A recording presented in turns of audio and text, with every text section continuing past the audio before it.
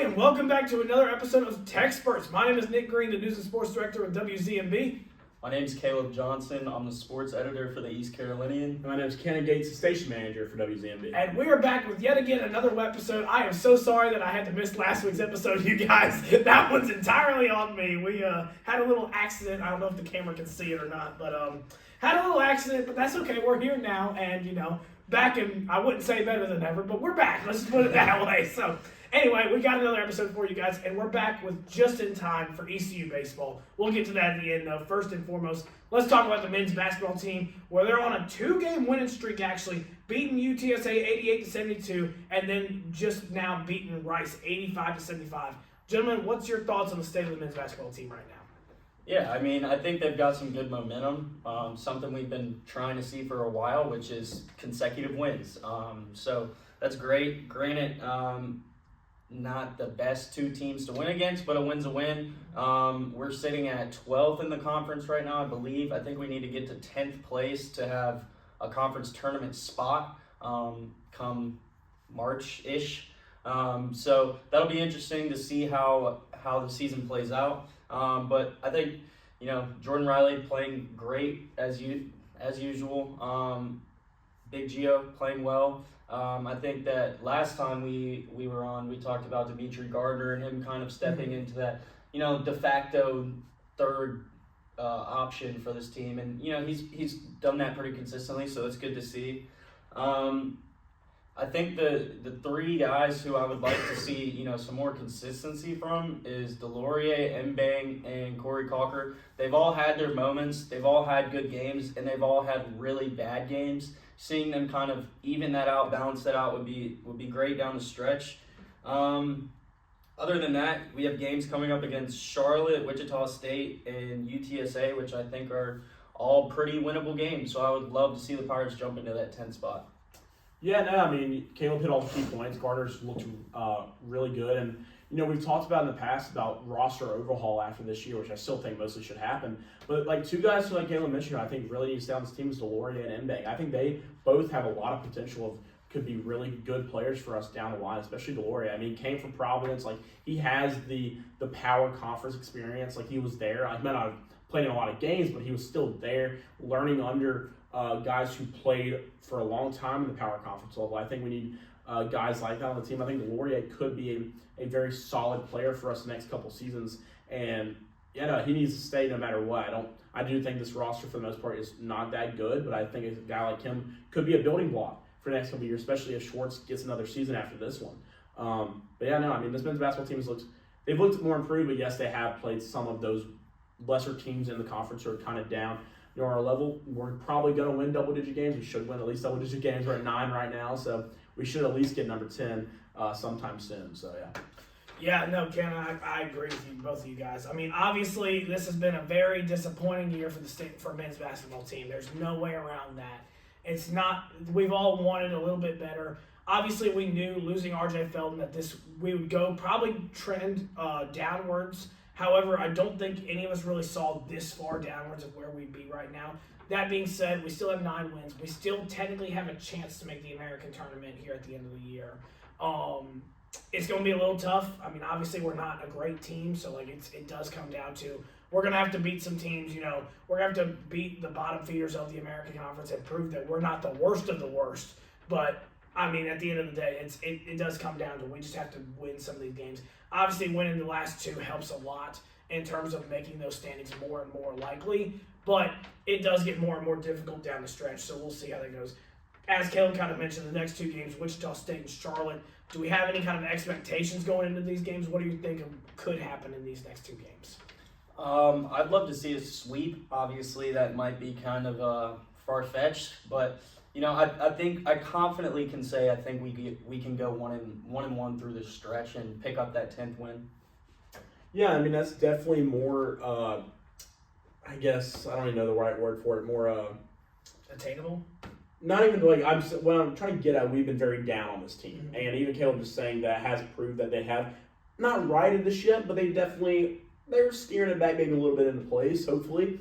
If they were able to get in the conference tournament. Honestly, if they can somehow get in the conference tournament and they win a game, I think it looks a whole lot different that at least they had that little late season turnaround. Now, did it happen a little too late? Yes. But if we were able to get to that spot, that would be awesome. Yeah. Charlotte's honestly been one of the more improved teams of the American Conference this year, which has been a down year for the American for sure. But they've been one of the more improved teams. I think they're going to be a tough out. I think even Wichita State's going to be tough. But honestly, we've said all year the ECU basketball team's kind of going to have a tough out no matter what this year with how kind of bad this team has played at times. But they definitely do at least a little bit better.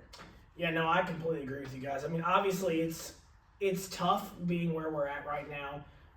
Disappointing year for sure. And even with, I agree. Obviously, if you can get some heat late, make it into the American tournament, maybe even win a game. Obviously, that would help a little bit here in terms of.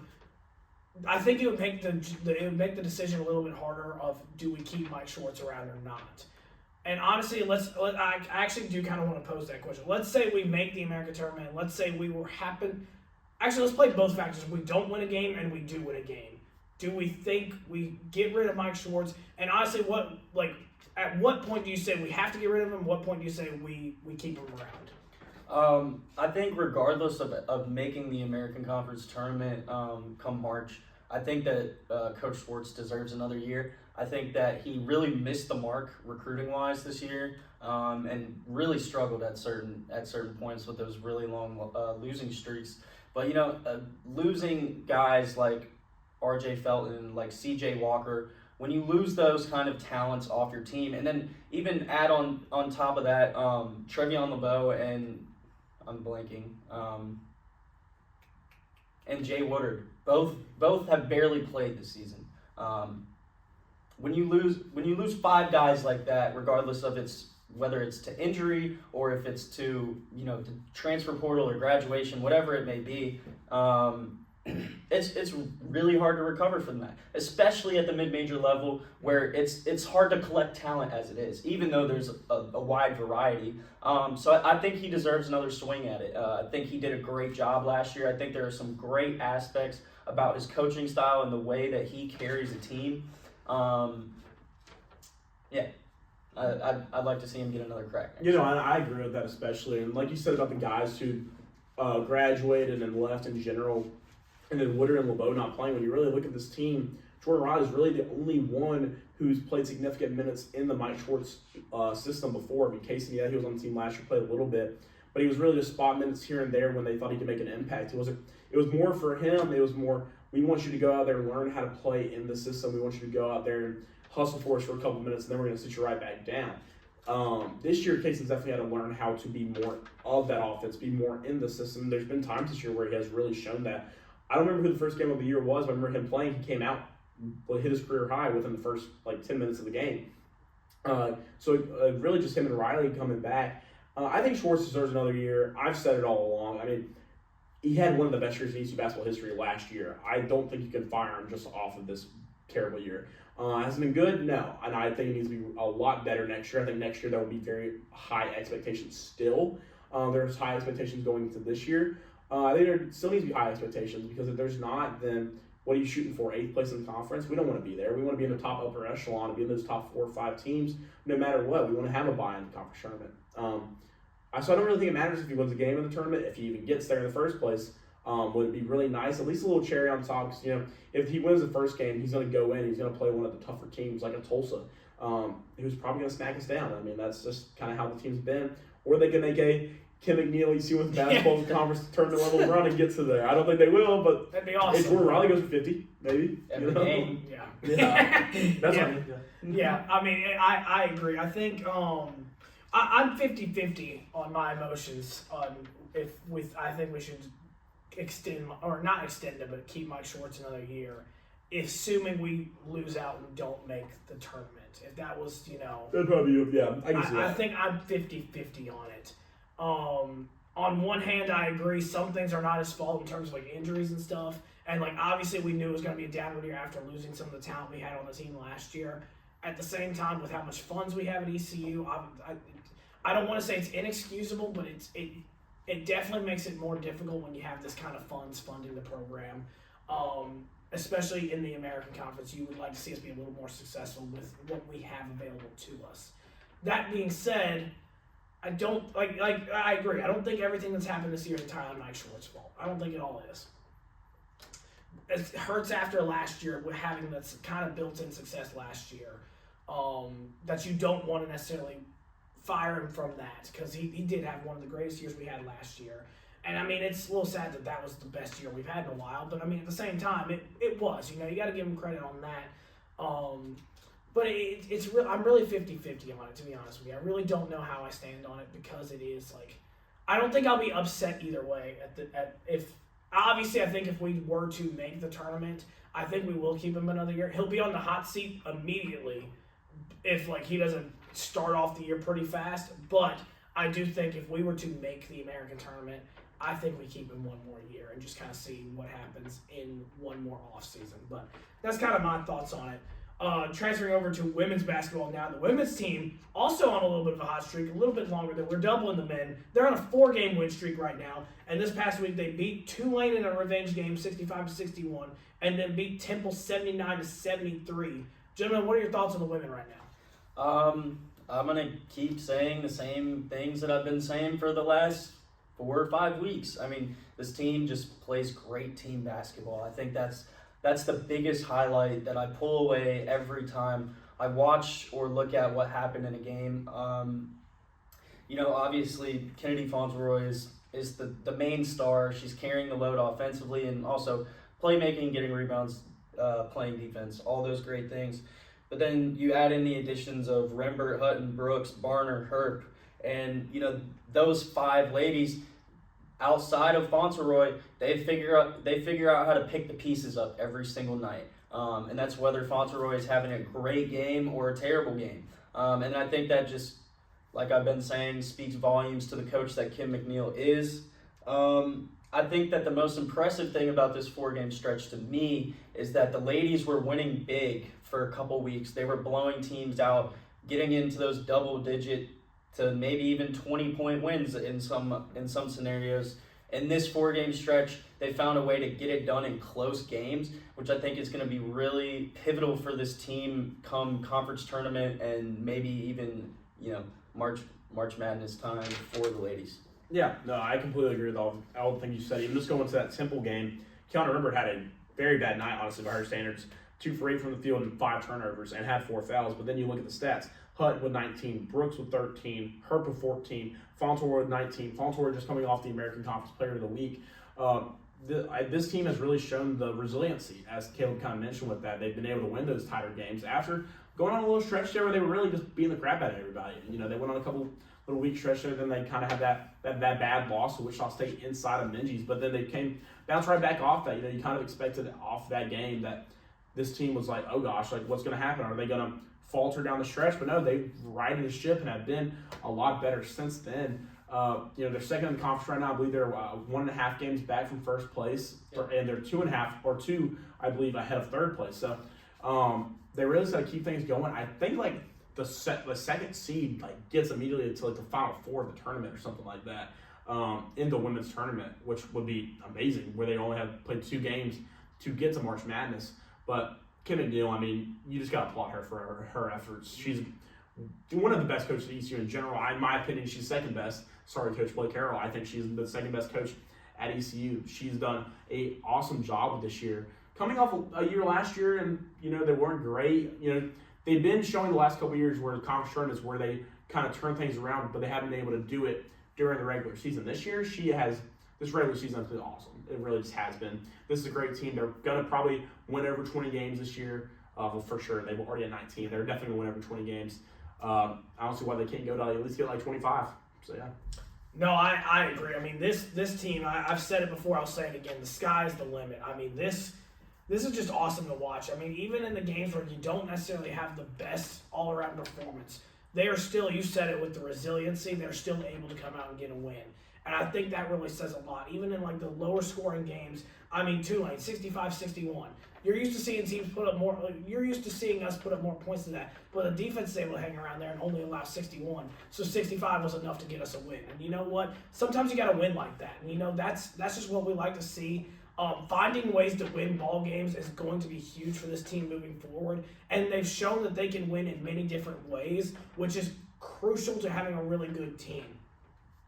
This team, obviously, I'm very high on this team all around. I think the depth on this team is great. The starting five is great.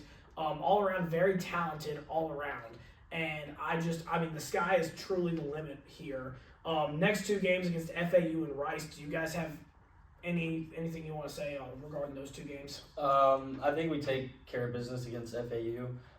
Playing Rice is probably the biggest game of the season for the ladies.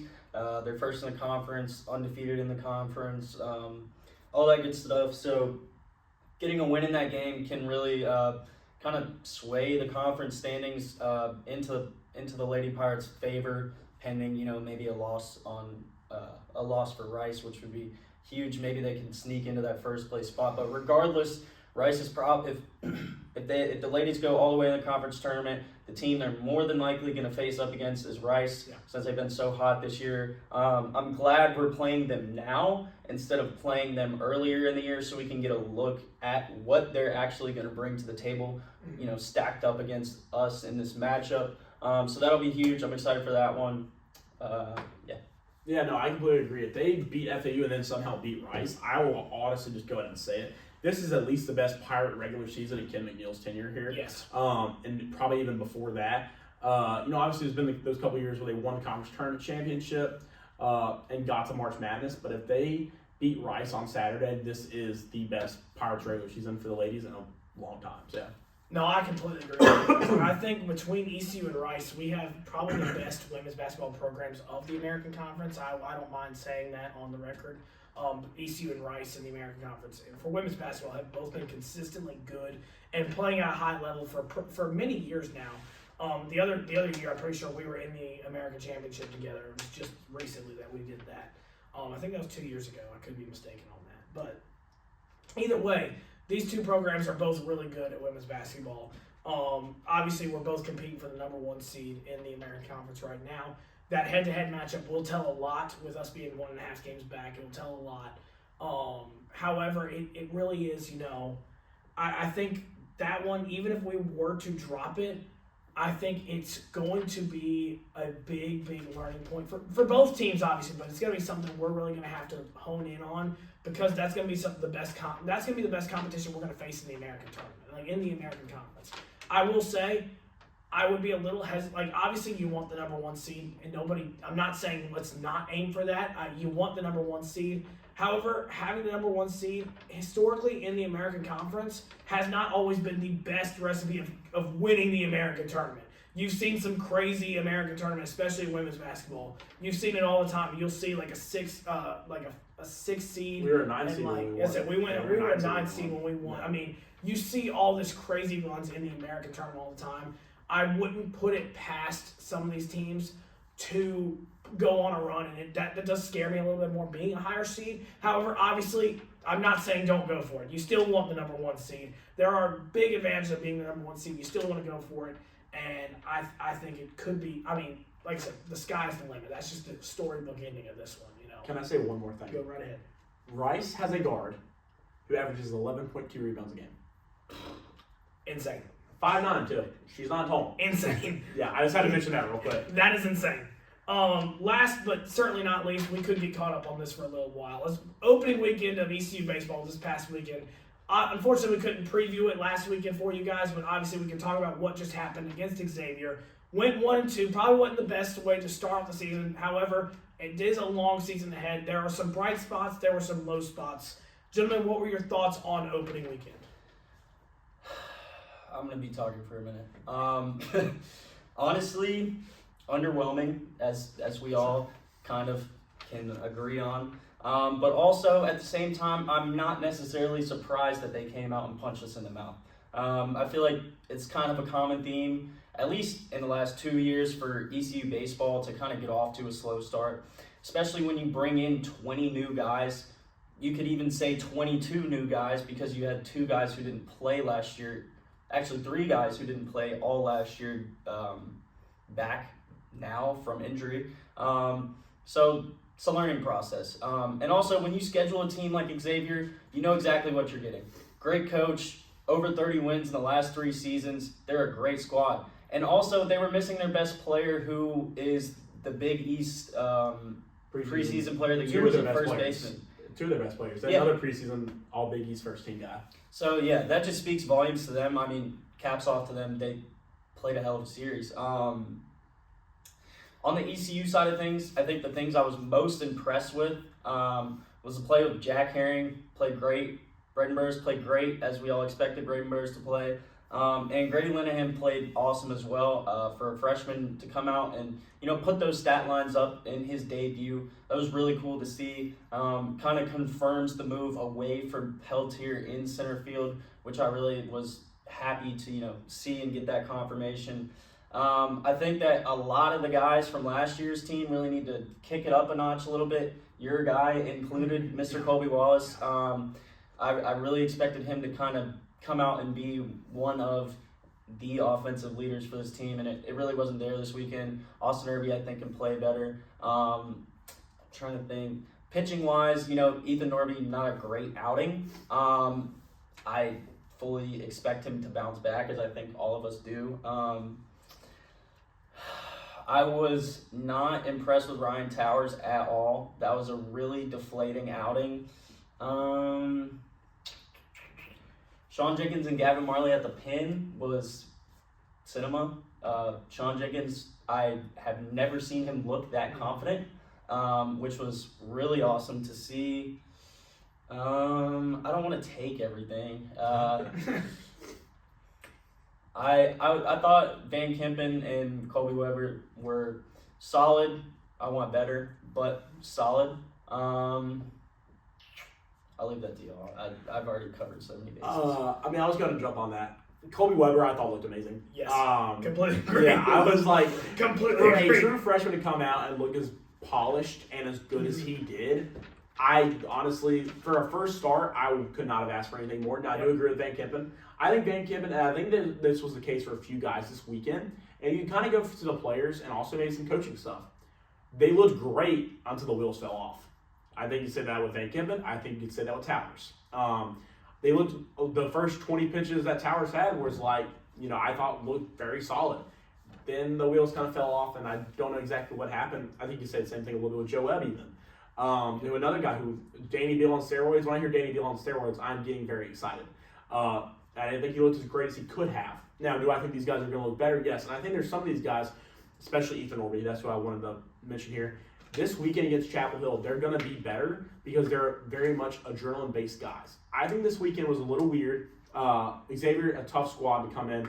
Also, if people remember, 2022, they got swept by Bryant in the first weekend of the year. They went to Super Regional that year. So there's a lot of things. Hosted the Super Regional. I wanted to mention that especially. So I think with like a guy like Norby this weekend against Chapel Hill, I know we'll talk a little bit more about Chapel Hill in a little bit, but I just wanted to mention it right now is they're adrenaline-based guys who I think playing Chapel Hill, all that type of thing is going to make them better. This past weekend, the jungle wasn't rocking, the stands weren't rocking. It was Valentine's Day weekend. It's a tough weekend for opening day to be on. Even Friday, it wasn't really that packed. It really wasn't for the first game of the year. Especially when it gets a little warmer outside. I think the people will come. It's just I think this was a little bit of a weird weekend. Now, am I shocked by 1-2? Not entirely. I did predict a sweep, but I did predict 3-0. I did know the 1-2 could happen. I think the hitting just definitely needs to step up. Colby does need to look better. I thought, from everything I've heard, Walker Barron was just maybe going to get knocked down a peg this year. And we did see that Clinic started game 2, which I think with a doubleheader, I think we all knew. Clinic was starting a game no matter what. Him starting game 2, I think, shows that he was going to start Saturday no matter what. But especially in that game 3, Walker Barron looked like a different guy. He did. Yeah. He did. He commanded his staff well. He did that on Friday as well. But he commanded his staff well. He hit the ball well. He looked better than, honestly, some of what I saw out of him last year. And I've been hearing some things that maybe he wasn't the guy who we thought he was. But I think he showed he can be that. I think he needs a good outing this weekend. Now, do I think we're not going to see Clinic a decent amount? I do think we will. In the DH role and the catcher role. I really hope he's in the DH role more. I do agree with that. I think Vogley had a very much a disappointing debut after hearing all the stuff about him. I think Brandon Bachman, the freshman, looked solid. He hit the ball well. Even if it didn't result in a hit, he hit the ball. Yeah. And that was all of what I could really ask for there.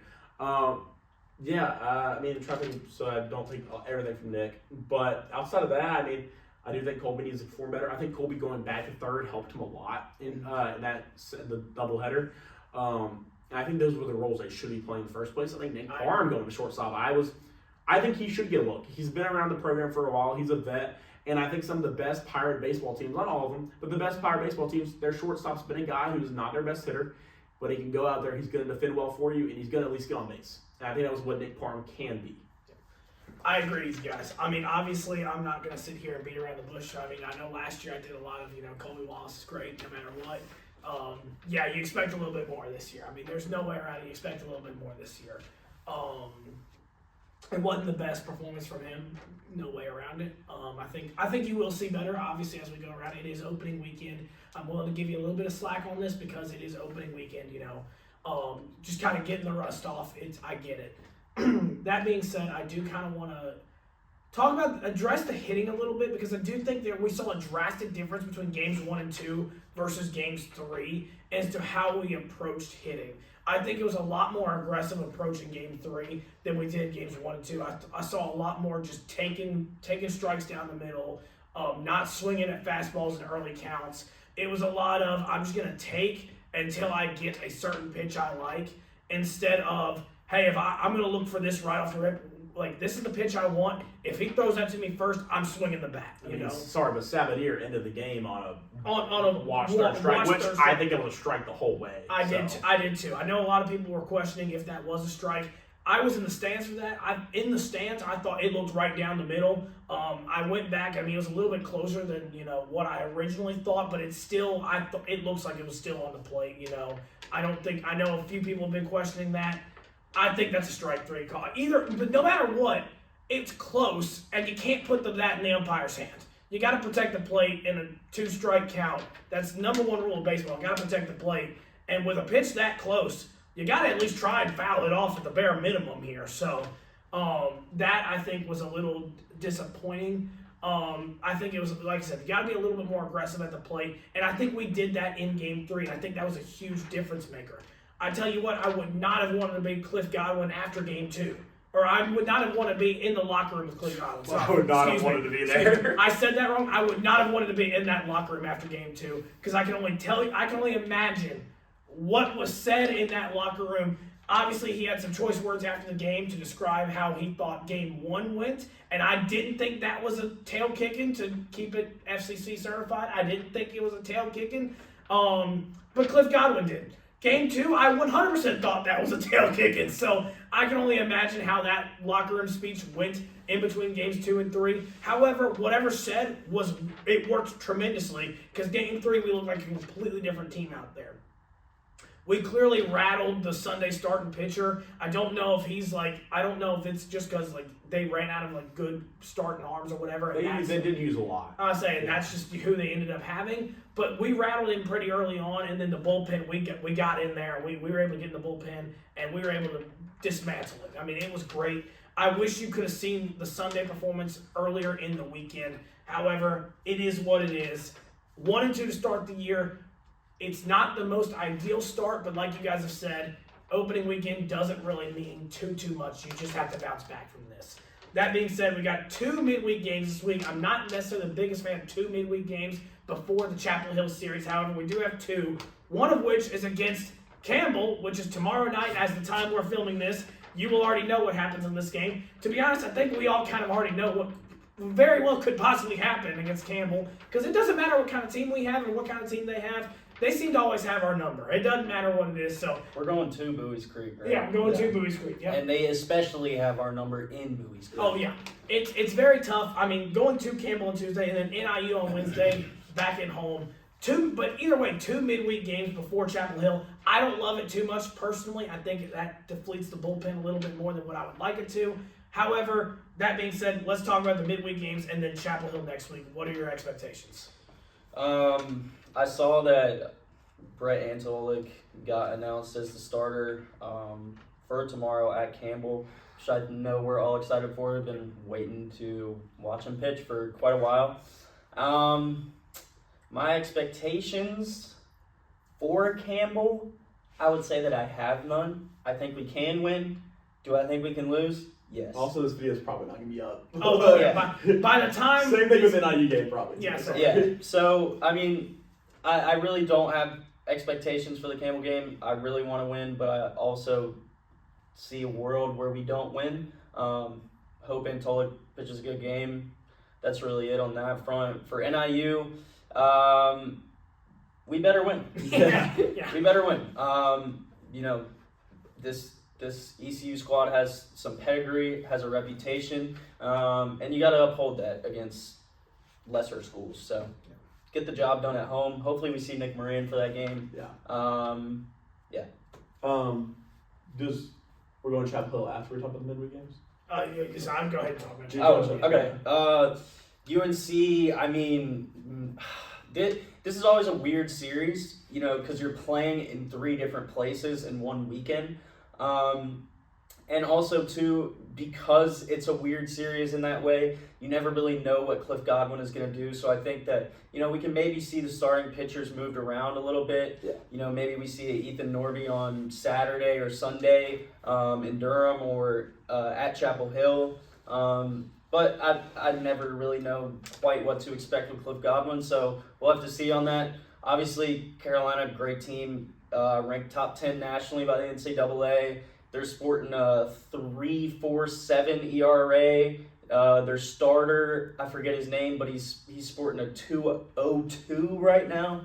And they just played Indiana, who's a good squad. So, I mean, honestly, I think we get a game off of them, but I don't expect us to win the series in any shape or form. Which guy are you thinking about from UNC?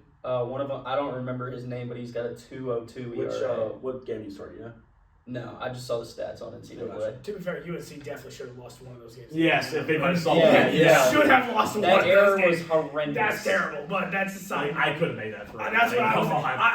Nigger in I have that one thing. leg and I could have made that throw, but Yeah. that's besides the point.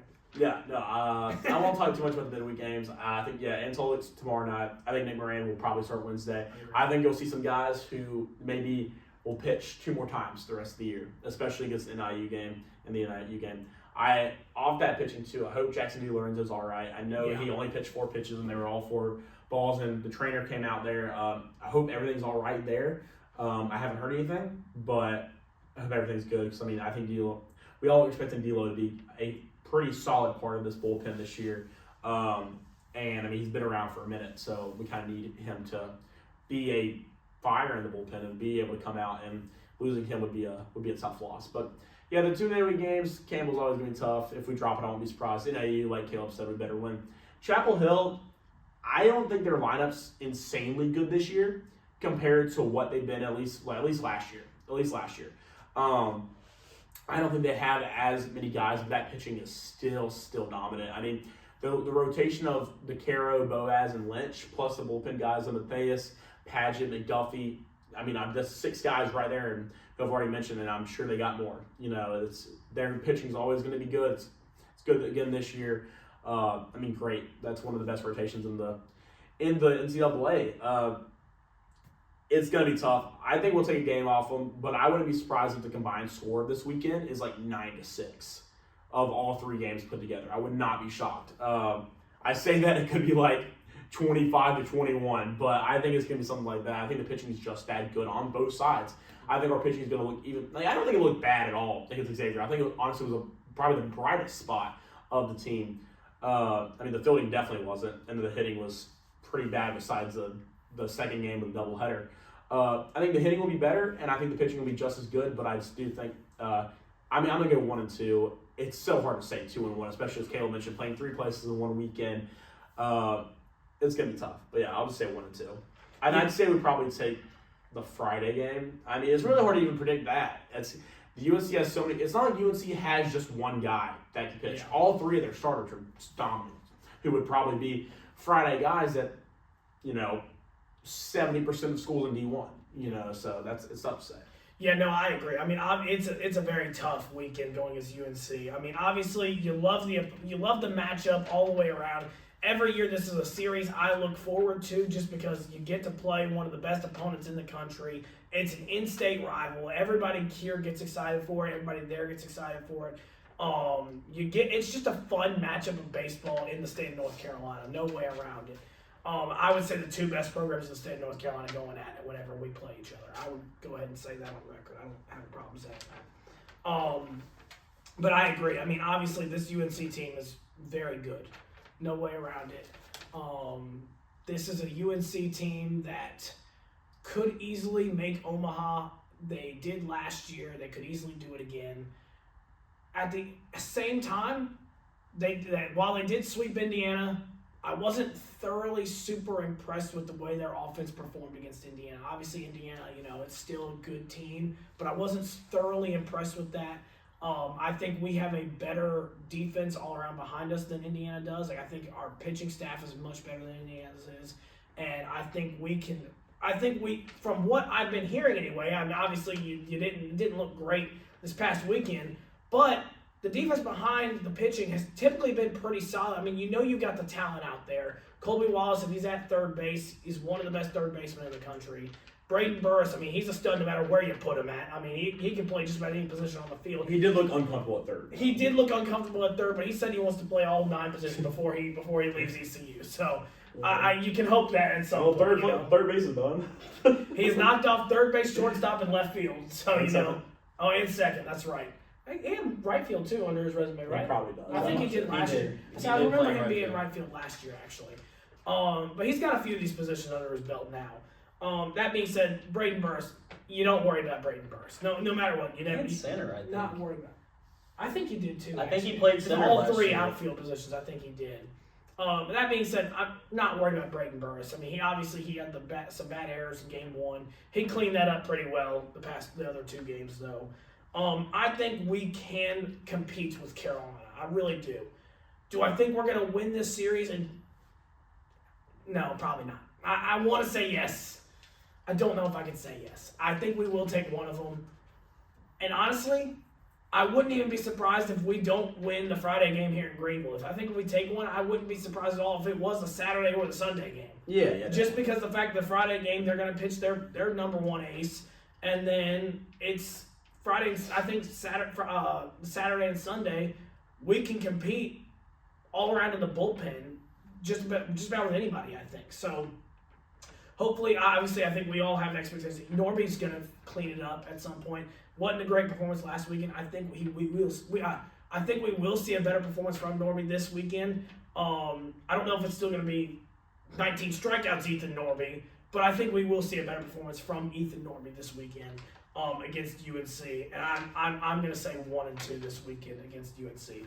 Gentlemen, do we have any final thoughts before we close this episode of the podcast? I think that at some point within these 5 games, I'd really like to see Lashley play either at second base or shortstop. I think that'd be huge. That's about it. Yeah, no, I think you'll see a lot of different guys in these 2 midweek games. May not necessarily Campbell, because, I mean, the difference is, too, and it's not to hate on Campbell, but there's certain games, like when we play Duke in the midweek, when we play State in the midweek, we play UNCW in the midweek, Cliff is trying his hardest to win those games. He always wants to win no matter what. Right. But I will say you see a little bit of a different look against Campbell. They treat it not as highly touted as the Duke, the State, the UNCW games. The Duke State UNCW games, you see guys who it's like, but we need him for the weekend. It's like, well, we want to win this game. Right. Campbell, you don't see that as much. Now, Antolik, I think they want to see him in a starting role, and I feel like that's the reason why. But, I mean, he's a guy who could easily come out of the bullpen on the weekend or even start on the weekend. From everything we've heard, we've obviously never seen him pitch. It's been a while and finally going to happen.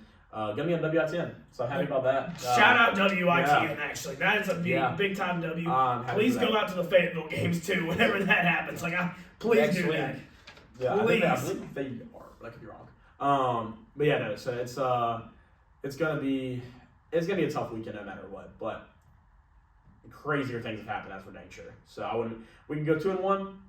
We get even sweep. You never know. Or we could get sweep. We could get swept too. Know. So you never know. But yeah, no, I'm so excited. Obviously, me and Nick Green will be separately, of course, but together in love.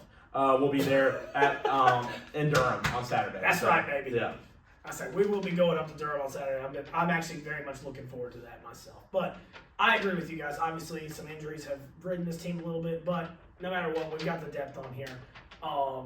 I'm excited to see Brett Antolik on Tuesday. Excited to probably see Nick Moran on Wednesday. We don't know that, but probably it's fun. I don't know who else it would be. I don't know who else it would be either, but I would assume it would be Nick Moran. Unless they want to give one of these guys who's following up a starter out of the pen a start. Yeah. Who knows? Well, you never really know. But that being said, thank you guys so much for watching this week's episode of TECSpertZ. We'll be back again next week to recap everything we just talked about that was going to happen this week.